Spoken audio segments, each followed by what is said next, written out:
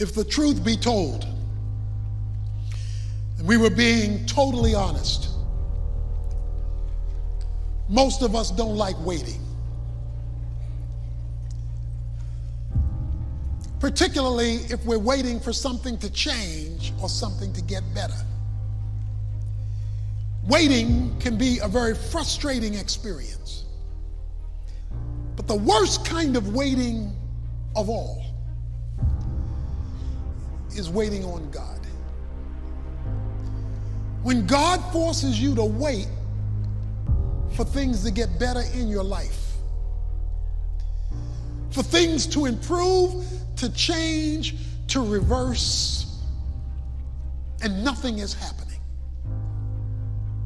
And yet, over and over and over and over and over again in the Bible, we're told to wait on the Lord. The most difficult place for you to be in life is in God's waiting room. In God's waiting room. Some of you are in God's waiting room right now. What is God's waiting room? When you're in a hurry for something to happen and God isn't. That's God's waiting room. Some of you are in a hurry to graduate. Some of you are in a hurry to get married. Some of you are in a hurry to start a family. Some of you are in a hurry to launch a new business, to close a big deal. Some of you are in a hurry for a big goal, a big dream, a big accomplishment. Some of you are in a hurry for all kinds of different things, and God isn't. We as human beings hate to wait, and we especially struggle with waiting on God. Have you ever been in a hurry when God wasn't? And you're, God, I know you're going to come through, and I'm praying this really godly prayer. I know it's your will, so where are you? Why aren't you coming through? And you're in the waiting room of life. And we get so impatient. We want to hurry God up, and we want things right now. And some of you have been waiting for God to come through, and you're about to give up, and you're getting discouraged. And you realize that God's standard time is not always running on my time. And it's in the waiting rooms of life we learn to trust God the most.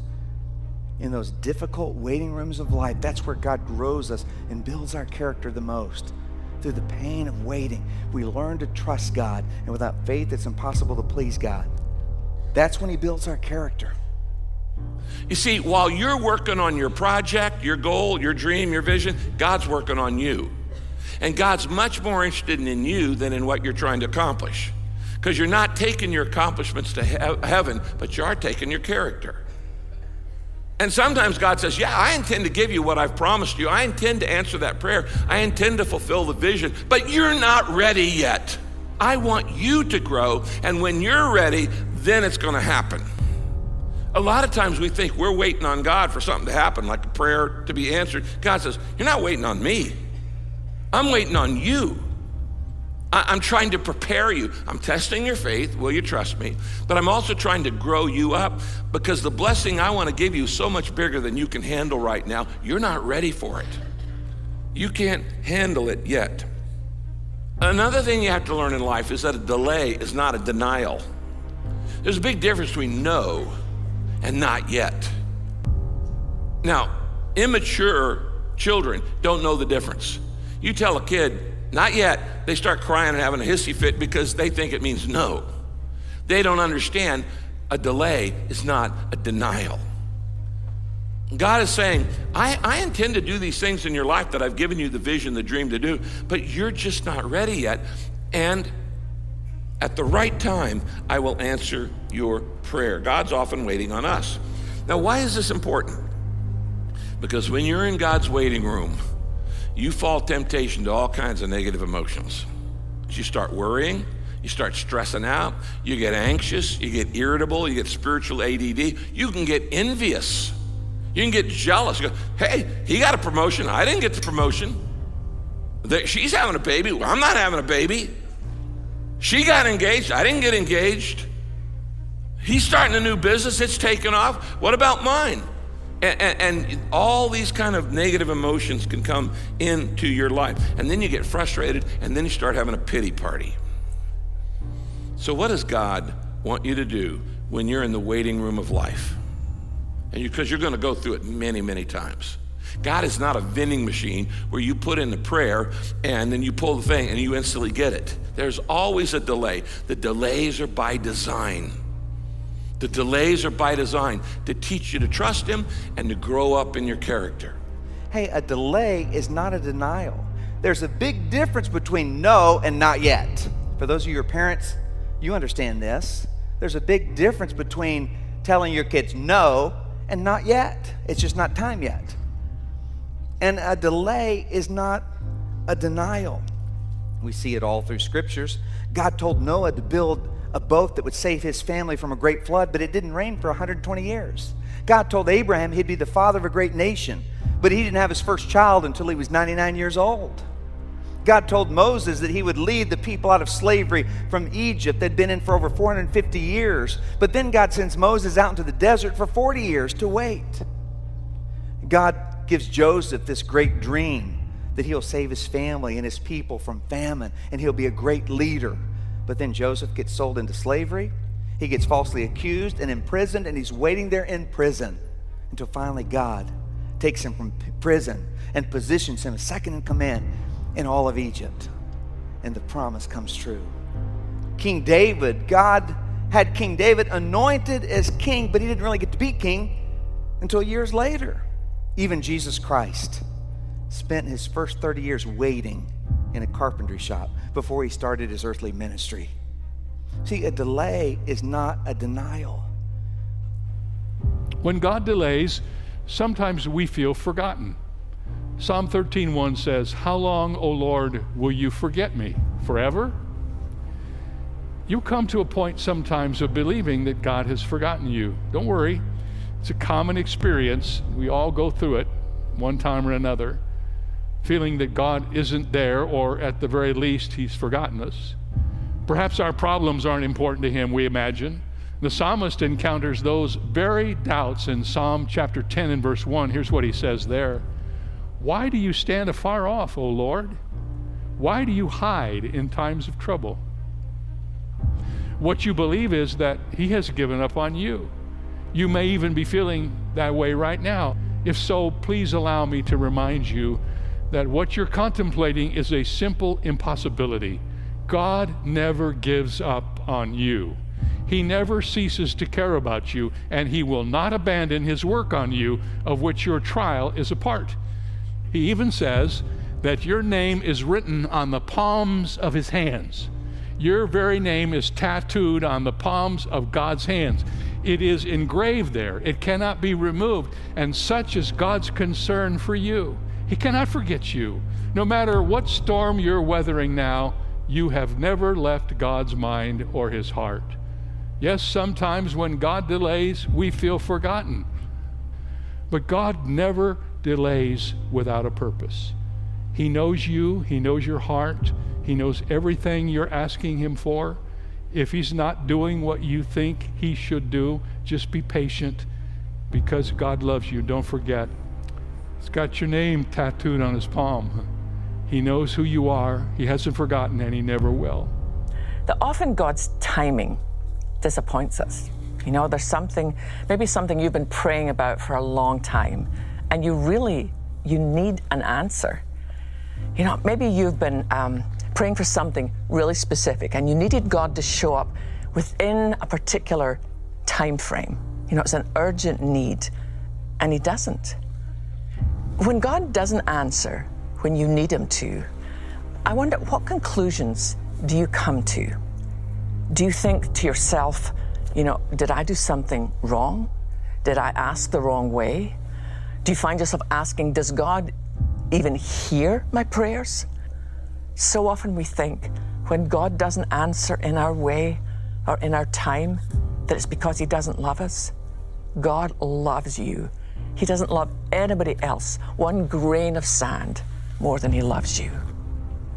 You know, in those darkest moments of life, I want you to hear Jesus looking right through your fear and saying to you, trust me, I am right here.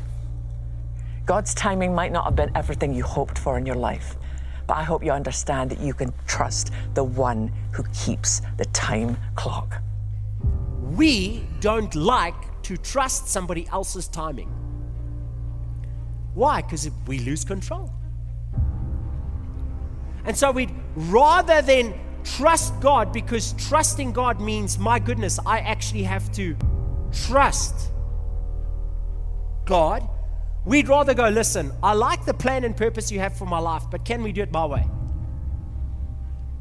And here's the funny thing. Now that I'm a parent, I recognize in my children that they don't like it to wait on my timing. They don't like to wait. They don't like to chill and be patient. But the thing is, if they would just trust my timing, they would recognize it's for their good.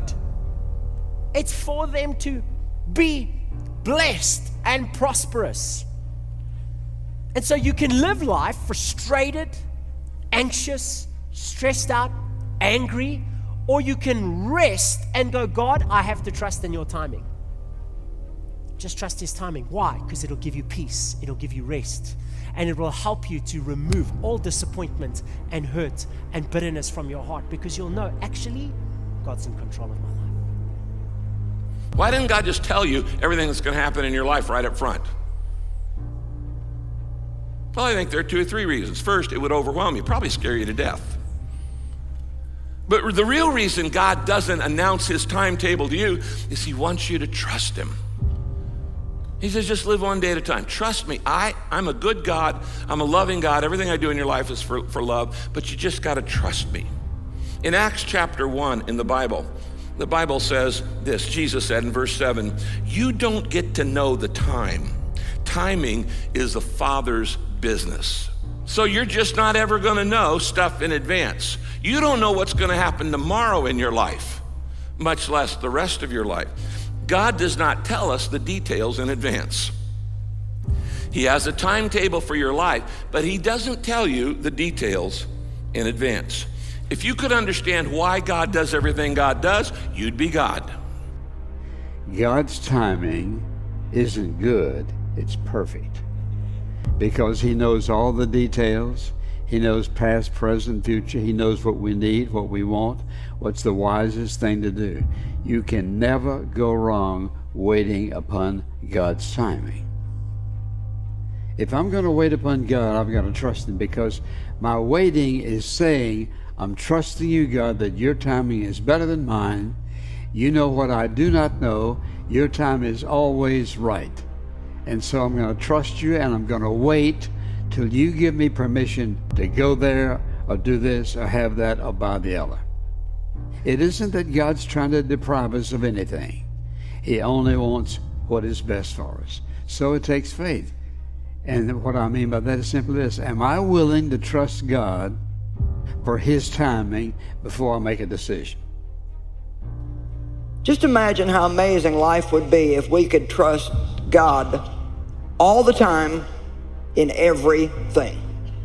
All the time in everything. And trusting God means that we stop trying to make things happen ourselves and we wait on God. How many love waiting? We wait on God. It's a painful word even to say it. And God doesn't do it when we'd like him to or the way we'd like him to. But I can promise you today, if you will keep your eyes on God and trust him to be your recompense and to be your reward and to be your vindicator, you will get double blessings for your farmer trouble. Trusting him doesn't mean I'm going to get what I want when I want it.